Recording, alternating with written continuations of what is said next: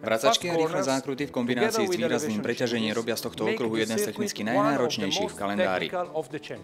Zákruty 4 a 5. Oblasť intenzívneho brzdenia, za ktorou nasleduje rýchla zákruta na ľavú ruku. 6 a 7. Do oboch zákrutok do komplexu sa nabieha naslepo. A 14 je to najpomalšia zákruta okruhu.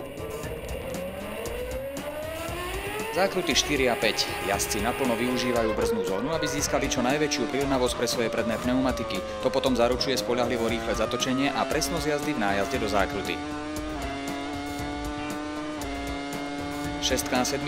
Obe sa idú ako jediná zákruta na 5. rýchlostný stupeň pri 220 km za hodinu. Premenlivosť výšky a povrchu dráhy znamená, že generovanie optimálnej prilnavosti a prítlaku je veľmi dôležité. Pneumatiky pomáhajú udržať perfektnú prilnavosť, čo vedie k efektívnejšej a bezpečnej jazde cez zákrutu. 14. Druhý rýchlostný stupeň a 70 km za hodinu. Okruh je tu v stúpaní, čo auto privedie k vrcholu zákruty. Je potrebné akcelerovať opatrne, pretože pneumatiky majú tendenciu sa pretáčať. Abrazívny asfalt, rýchle zákruty, veľký aerodynamický prítlak. S nástrahami tohto ikonického okruhu sa najlepšie vyrovná kombinácia tvrdej a strednej špecifikácie pneumatík.